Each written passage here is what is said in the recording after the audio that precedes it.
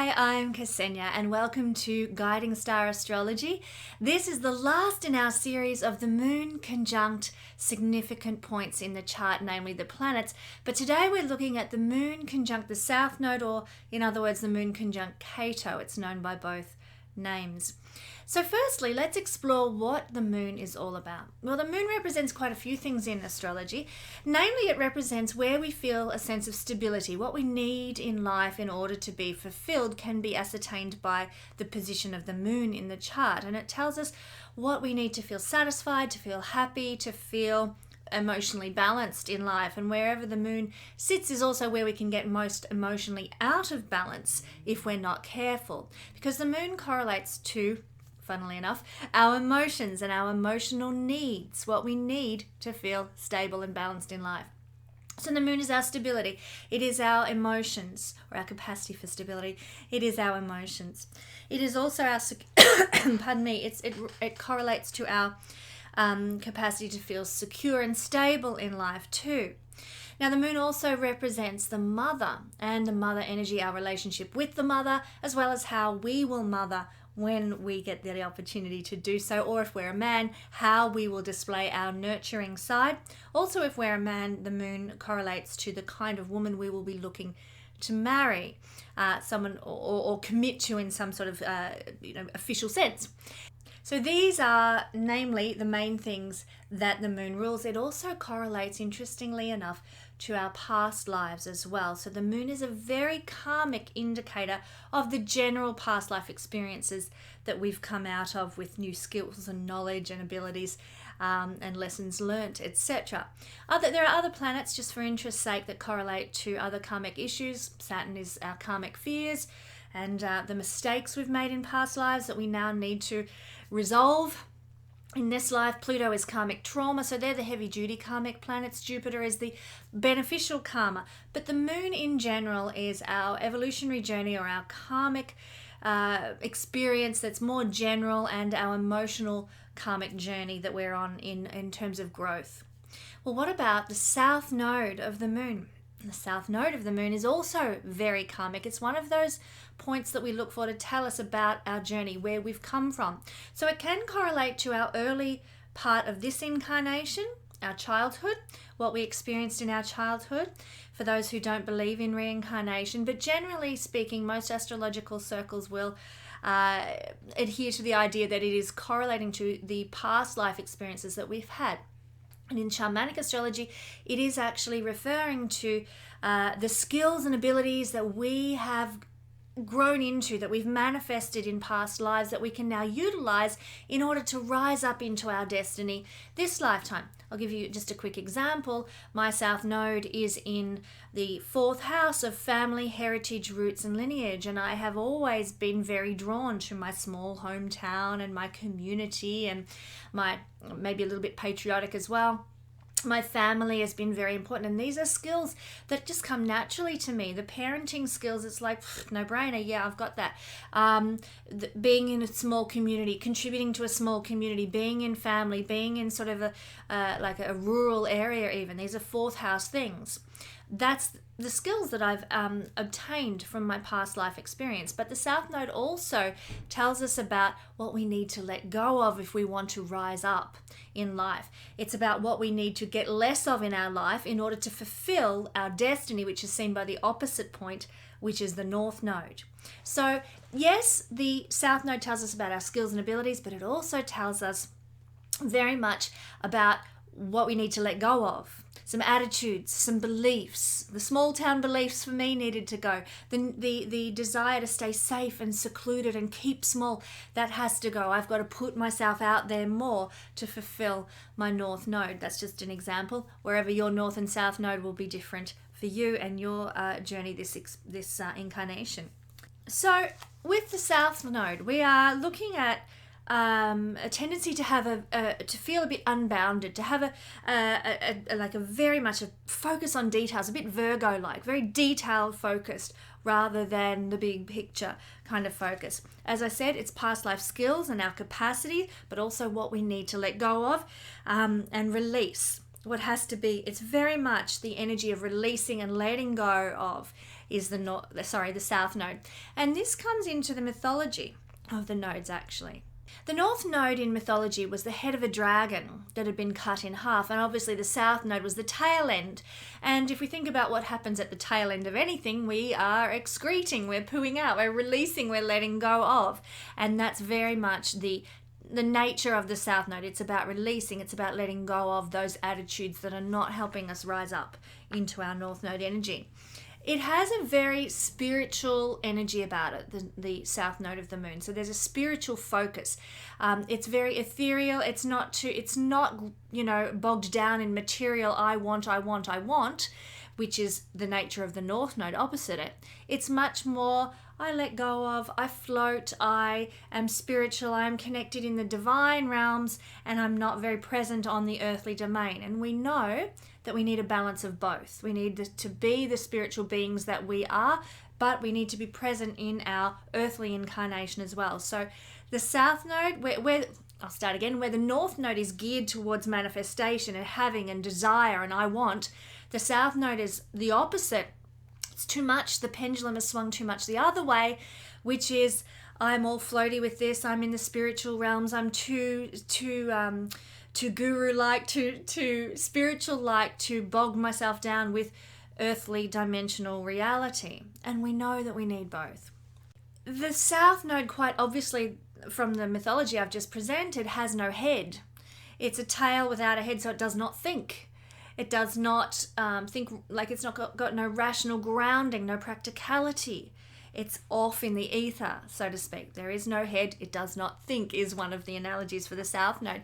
But it also has a very critical energy, and it can be like the Virgo-like energy I spoke of a moment ago. It's focused on the fine details. South node is also very much critical and wants to perfect. And so therefore it can be very harsh in terms of criticism and the energy of critique towards yourself. I'm not good enough. I can't do this. That what will people think of me? It's that sort of energy of I can't, and that criticism because I'm not yet perfect kind of thing. It will mature, the south node, at the age of 48. So the north node matures at 42, the south node matures at age 48. And this is quite an interesting time when the south node matures at age 48, because what it's going to do, it's at that time, if we are working well on developing ourselves and working with the energies of the universe, then what happens is we learn to balance our north and south nodes. Finally, they come into harmony, and we tend to, at this time, receive from the universe the promise of our south node. So in my example I gave before, the south node coming into maturation at age 48 theoretically will bring me the manifestation of fourth house things which have been really hard for me to achieve. It comes naturally to me to be a good parent, but it hasn't come with ease. I've been a single mum, obviously. Having the home of my dreams has not come with ease. I've shifted around a lot. I've been unsettled with homes due to financial situations, due to job and work and problems finding rentals and things like that. So there has not been stability in that fourth house realm because of my south node being there. But around age 48, things should theoretically, when the south node matures, they should settle. They should become, I should receive the promise of the south node, which is finally the balance and harmony of home with my 10th house north node. Career and home should come into balance, and I should hopefully by that stage have mastered both those energies. So that's what happens around 48. We tend to get the promise of our south node, and that comes through the balancing up of the north and south node energy. We're moving more now towards our north node and manifesting that energy with a greater ease by the time we're 48, and our south node starts to deliver what we have perhaps always felt we never could actually hold because we were always excreting and getting rid of. So we get more balance in that way. Until that time though, until age 48, the south node will tend to hide from us, more until age 42 when the north node matures. The south node tends to hide from us what our north node nature is. This is because the south node is our default comfort zone. So when times are tough, when we're feeling unraveled, when we're feeling like we can't cope and things are falling apart, we default to our south node. So for example, when I was going through my divorce, my default was to I'm moving home to my home community, not necessarily to my mum and dad's house. I didn't do that. But I did move home to my home community, the community I was born into, because I was safe there. I was secure there. I knew how life worked there. And I had a sense of belonging there. So I moved home to that realm. I've never been able to stay there though. I've never been able to buy a house there or put down roots there because things just did not unfold that way. That's the nature of the south node. It obscures what our north node energy is, and it kind of blocks the receipt of the south node goodness as well. Because we're meant to be focusing on the north node. We're meant to be heading towards the north node and discovering what this new north node energy is. So it's doing two things that can be very frustrating. It's blocking the clarity around where our energy is to go, where to focus on, and making us default to the safety mechanism of where the south node sits, and yet it's not giving us the things of the south node. Yes, I was living in my small hometown community, but I couldn't put down the roots. I couldn't settle. I couldn't stay there. I had to move out and go beyond and be outside of that home environment. No matter how I tried, I could not manifest it because it's about releasing and letting go of that. So the north node is misty. And this is what it's doing. It's making misty what our destiny is. We can't quite grasp fully until we're older in age. We can't quite grasp fully what our destiny north node is. Getting an astrology reading might help clear that up for you if you're not really on board with what it might actually mean for you. By the same token, it's misty about how, what we can have in terms of the south node. We can't quite grasp it. It's not quite there for us yet until the maturation at age 48, and then we might get that lovely home in the small country town where we grew up, or whatever it happens to be that is your south node comfort zone, shall we say. So I'm hoping this makes things clear for you with the south node. It is a misty point in the sky. It's the conjunction of the ecliptic of the sun and the moon, so it's not actually a visible point in the sky, but a mathematical point. But it is hard to make something that is misty, like the south node. Neptune is also a bit misty, and it's very hard to clarify what exactly these points, in this case the south node, represents for us astrologically. So I hope I've been able to shed a bit of light on that for you to help you. But what does it mean when the south node is sitting with the moon in the natal chart? Well, the way to figure out if you have this for a start is to go to www.astro.com. And there you can look up a chart, plug in your details, and you'll get a chart that will show you where the moon and the south node sit. So this is my chart that I have had for years, scribbled on, well loved, precious chart. Anyway, you plug in your details, you'll get something that looks like this on astro.com. Down the side are a number of glyphs. You're going to be looking for the moon's glyph, and you're going to be looking for, and this is how astro.com will work, it will show you where the north node glyph falls, and you'll have to do a bit of calculating yourself because it doesn't automatically come up with the glyph for the south node. So essentially you're looking for the moon's glyph and the north node glyph, and you want the opposite point of the north node glyph to be where the moon's glyph sits. I hope that makes sense, because astro.com does not automatically show you the placement of the south node. You have to work it out. It will show you the north node, and it is the way astrology works, and astronomy for that matter, is that the south node is always directly opposite, to the exact degree, it's directly opposite the north node. So what we're looking for in this chart is the south node sitting exactly opposite where the north node glyph shows. And if the moon is there as well at that point, exactly opposite the north node, then you've got a conjunction of the south node and the moon. So I hope that's helpful. It is a bit of a pest. I know I've often, miss things in the chart because that south node is not visibly showing there, and there are ways. This is when I was first learning astrology. I missed it a lot, but there are ways to change the chart so it will show the south node as well. But I'm not here to give lessons on astro.com at this point. I'm just giving you the simple go-to. All right. So we have the south node sitting with the moon in our chart. What does that mean? Well, there are some good things that this actually means for you.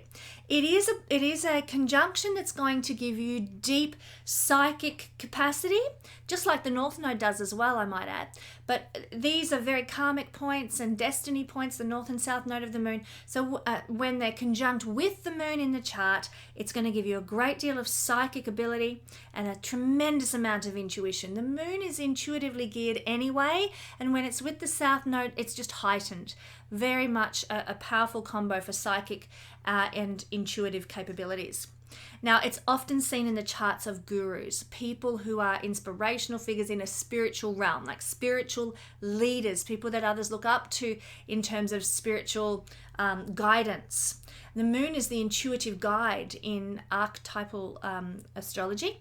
It represents the intuitive guide, and here it is with this very spiritual point in the sky, the south node. So it's giving this guidance of spirituality, therefore it often correlates to these gurus. However, I might just say these gurus who carry this signature will often be the kinds of people that are off floating in the clouds, that others can't quite identify with. They're sort of, off in the ether. It's going to give you a very spiritual frame of mind if you have this. Hence, the tendency towards spiritual, leadership or guruism, depending on what else is falling in your chart as well. But it will give a propensity to that because it gives you a very spiritual frame of mind. Vedic astrology correlates the moon with the mind, and here is this spiritual point again, causing our mind to be in spiritual realms a lot of the time. It's a point that this combination is a combo that can help you transcend consciousness, to sort of become aware, become awake in terms of spiritual awareness, spiritual insight very easily. So we can get too bogged down, and we've all met people like this, people who are too bogged down in the idea of consciousness and I'm awake and the rest of the world is asleep and this kind of thing, and and if you're not awake then you don't matter. This is one of the pitfalls of this, because when we have the moon and the south node, we have this capability of transcending the conscious realm very easily. But as I pointed out earlier, we need to have a foot in both. We are here as, I believe, the incarnation of God or spirit and love and divinity in a human form, wanting to have a human experience in an earthly, tangible, physical realm. So we've got to be present in this realm to actually experience it. We can't be sort of off in our heads and our bodies just doing whatever.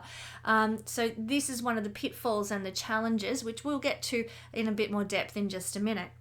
But there is this great capability when you've got South Node and the Moon to transcend the conscious state, to overcome, and what I mean by that in lay people's terms is just sort of live beyond the trials of life on Earth. So that can be one of the benefits. We are talking about the good things of the South Node Moon conjunction at this state. So to be able to transcend the pain of living in an earthly realm, the trials, the tribulations, and also to even transcend the joys as well, and sort of live beyond the state of emotional awareness that we have on the earthly plane. Now, because this is incredibly karmic, the moon is karmic, South Node is karmic, tells us about our past lives, it's really it's letting us know that in past lives we have had experiences where we have needed to control our emotions, to master our emotions, to dominate our emotions. Now we actually need to learn to flow with our emotions more, to let our emotions out. We are here to live our emotions, not to bottle them up and stomp them down and ignore them. Our emotions are our teachers very often. So when we've had a past life of controlling our emotions, which can be a benefit, like, you are good at mastering your emotional control, but it means this lifetime we might explode sometimes. We might get out of control with our emotions this lifetime, because we're here actually to learn to let go of this control of emotional states and to actually experience emotional states. It's what we're here to experience on this plane, to let go of controlling the emotions. So there might be times when we are volatile, when we explode, when we get angry, when we get sad, when we cry, when we're out of control emotionally, simply because we're here to let go of too much control of the emotions. Now, when we have this signature falling in the 5th house, the 8th house, or even the 10th house, it can actually give careers in research or notoriety and authority in research. We become people who are very, very good at digging deep, going in, seeing the underlying motivations and the hidden factors around, certain things, looking for the answers at a very deep level. So we can become the kinds of, going to occupations that have this, scientists and people who research maybe criminology and that sort of thing, who look for answers and dig deep to find answers. So that's a benefit from this placement as well in those houses. It's really good for people who want to become psychologists, particularly for people who are a little older, who've lived a little, who understand life a little more. This propensity to dig deep and research and have this spiritual approach to life can be very beneficial for someone who is a psychologist or even a psychiatrist. It's all about looking under the surface, looking deep, digging deeper, looking for hidden meanings in things. That's what this signature will do for you. You have a tremendous ability in these realms, so you can transform that into some sort of career. Again, the criminology side of things, or a spy or an investigator, people who are looking for hidden clues and things like that can really benefit from this placement. Now, the difficult challenges with this configuration is that it makes you super sensitive. Remember, you're letting go of control of your emotions, so you're highly sensitive. You're heightened to, if someone is nasty to you, it's like, wounding and hurtful to the extreme, makes you quite emotionally volatile and reactive. And so you'll be trying to control these emotions, but it's going to be out of your control because you'll be so heightened, sensitively heightened emotionally with the combo of the South Node and the Moon. We'll be trying to escape our emotions this lifetime with the South Node and the Moon. We're trying to escape the influence of our emotions, but we're not going to be able to. We're getting less emotional control, and our emotions are going to play out in reactive ways. So, we might find that we're emotionally needy from time to time, or we might have very introverted emotions that we don't express to others, but God, the sensitivity is almost killing us because we're trying to control it, and we're so sensitive and we don't want others to know how we're suffering and hurting. It can be very hurtful and painful to carry this position in the chart like this.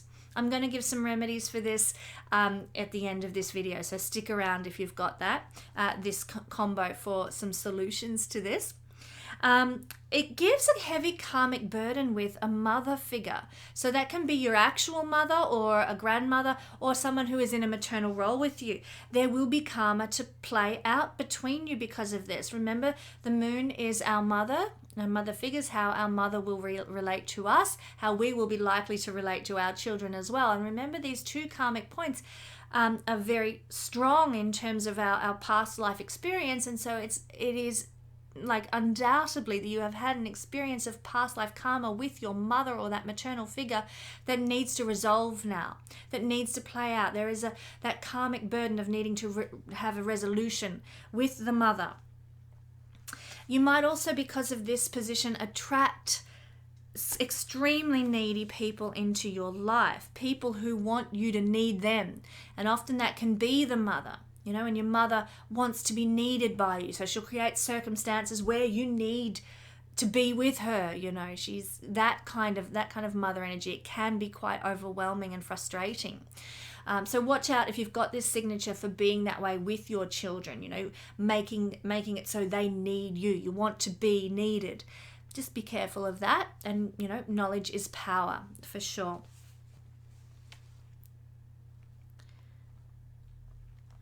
also on the better side of this as well. You will, in your mothering, be very spiritual in your approach to mothering, and be very intuitive and even psychic with regard to your mothering. You'll just you won't need eyes in the back of your head as most mothers do. You'll be just working in the kitchen, and you'll be like, Johnny, get away from that fireplace. Even though you haven't seen or heard a thing about where he is, you'll just know. That psychic intuition will be able to kick in for you with this placement too.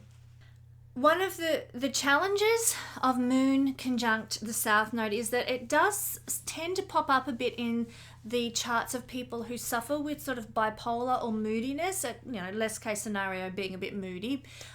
But the people who have a bit of a tendency to bipolar can often carry this signature in their chart, particularly if they've got this signature in the 12th house, the first house, or the second house. This can be the case.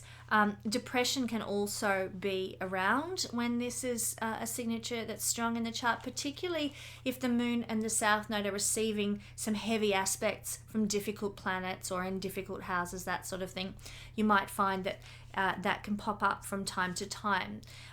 So if you do find that that's the case, then make sure you have a really great GP that you work with, or a psychologist that you work with that can see you through those difficult times of lowness and help you navigate those periods of life with wisdom. Like I said, I'll have some more remedies for you shortly, but mainly for depression and bipolar, make sure you get some professional help if you feel that you need it. It can be hard to get out of a bad mood. Sometimes when we've got this signature, we can wake up feeling really low and sad or really cranky or whatever, and we just can't shake it, and we like it all day no matter what happens, and we go to sleep and wake up the next day and feel fine. It can be really hard to just get us out of that difficult low ebb. Again, good professional help is a great idea. Doing therapy is also a great idea. I recommend that many, many times. But yeah, don't neglect professional help if you need it. For you guys, it's just important to keep that balance through doing those sorts of things. The final thing with regard to the mother and the mothering energy of this conjunction is that where the south node is, we get less of. So in some way, your mother may have been absent. Now, she might have been physically absent, like maybe she had to go away to work for weeks at a time and she was just not physically present in your life, even though she might have, been still married to your dad, and she might have been in the house maybe, a week out of every 4 weeks or something, but there's still this energy of absence, her not quite being present with this signature. And if it's not in the physical realm that she was absent, then it might have been that she was emotionally absent or off in the clouds, off in her spiritual world. She was all day meditating on the yoga mat or something, and she just wasn't mentally present in the life of the family in some way. She detached, she wasn't there, she was in her spiritual headspace, and the connection with mum was quite distant because of that. So that's another trigger that we can see with this energy. Now, as for some remedies, how can we balance this out? I mean, there's some really good stuff with the moon and the south node. Like I said, psychic capabilities and intuition, those sorts of things. Great for psychologists, etc. But what about when those troubles sometimes crop up and our emotions, burst forth because we have that volatility that's sitting there waiting to hatch a lot of the time? How can we balance things? Well, first thing is to give love and respect to our mother. So yes, mum might have been absent in some way or off in her fairyland or in the clouds or whatever, but by creating a relationship dynamic in our adulthood with our mother, if we can, or a mother figure, this can rebuild this bridge and create presence in our adulthood, presence in the tangible world. So invite mum out for a coffee, go and do something in the physical realm, go for a walk in the park or go for a drive in the country or something. Share some time with mum create that rapport once more, and build that bridge back with mother. That can help, to pay your karmic debt with her, because there is a karmic debt here when the South Node and the Moon are together. There's a karmic debt that needs to be paid. So by offering respect and relationship to mum, we can pay off our karmic debt. That's the first remedy that we can utilize. Learning to express our emotions appropriately is going to be very important for you guys. I would encourage you to read about, how to live a good emotional life, how to express yourself emotionally. And there are plenty of books out there. You go to any self-help section of a fabulous bookshop and you'll find plenty of information all about emotional life and having a fulfilled emotional life. That's one thing that you can do. Observe others, seek advice on emotional, go do some courses. School of Life is a great resource for you guys.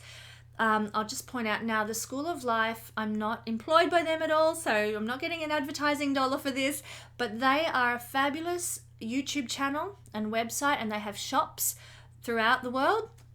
There's one in Melbourne near where I am, and they offer courses in emotional intelligence, living with emotional clarity, getting wisdom and drawing from ancient philosophers and so forth. I would really encourage you, if you have this placement and you struggle with it from time to time, go and do one of their courses. You will get support, you will get guidance that's just top notch.